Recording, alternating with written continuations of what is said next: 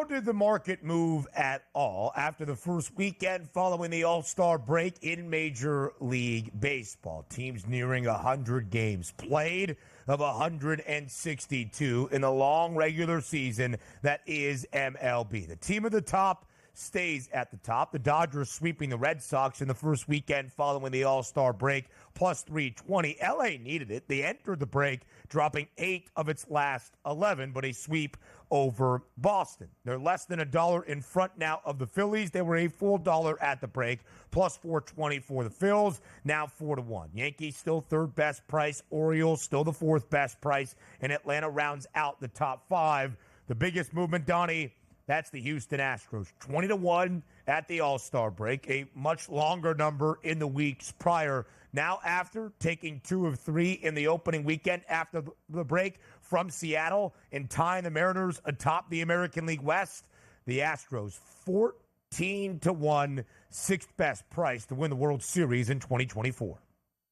Yeah, you got to be in the playoffs if you want to win the World Series. Just a few weeks ago, we didn't think the Houston Astros could possibly get to the playoffs, maybe looking at a wild card, but now it looks like they could be in pole position to win the AL West, which again sets them up for a first-round action in their home ballpark, and that's what you need to have happen. It also means they're probably having one of the better records in baseball, which how bad they were, now hovering above 500, and if you expect them to win the division, I don't think they're going to play 500 baseball down the stretch. They'll probably play, 550 to 600 at least winning baseball, which will put them at a pretty solid record. So I do agree with the Astros moving up. It's just funny to see the top of that leaderboard. The Yankees and Orioles are going to jockey for position as well. But it just seems like, the betting public, or let's just say the odds makers, watch that Phillies-Dodgers series. Like, yeah, the Phillies swept them. That's what we expected. But then like, whoa, coming out of the break. Oh, wow. Look at that. They end up sweeping the Boston Red Sox. So, yeah, they're a formidable team. Now, these numbers are going to solidify by the end of next week when we have that trade deadline officially. If the Dodgers go out and don't make any moves, I'm not going to be surprised forget about it. Let's just say the Phillies and the Dodgers don't gain either.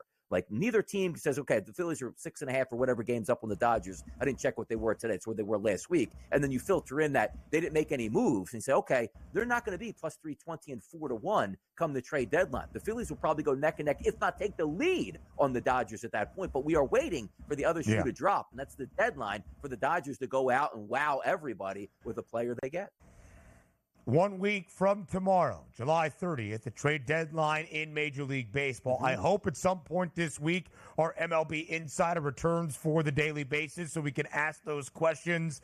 That would be Craig Mish. Outside of the Astros, Donnie, not a ton of movement, and pretty much those teams from the American League Central are there at a 20-1 price. The Mariners move back. The Brewers pretty much remaining at a 26-1 number to round out the top 10. Again, Houston, the big move in the American League, 8-1 at the break, just 3 games after winning 2 of them. It is plus 650, tied for the third best price behind the Yankees and the Orioles. Houston again, 33-40 on June 18th, 6 games below 500. From that point, despite not winning the weekend finale against Seattle to complete the sweep in the Northwest, they have won 19 of their last 26. In the National League, it's a pretty similar story as well. The tier of 2, the Dodgers and the Phils, those numbers unchanged. The Braves, same story, plus 450. Those 3 teams well in front of everybody else in the National League. And this is also how we gauge the regular season, Ben, into the playoffs. Look at those price points we brought up there. A tie in the American League between the Guardians and the Astros, each at a plus 650 price. You have a much better record for the Cleveland Guardians, but not getting a lot of respect. And this looks like the Guardians are probably going to win their division as we anticipate, and you're still going to have a tough stretch coming up for the Houston Astros to try to fend off the Seattle Mariners as they're both tied basically in the standings today. So let me ask you this question. Guardians or Astros, plus 650 each. Which team would you actually bet to win the pennant in the American League? There's only one answer. It's the Astros, right? And that's no disrespect to Cleveland this year right now, but based on pedigree and Houston having a chance to be in the dance now, it's got to be Houston.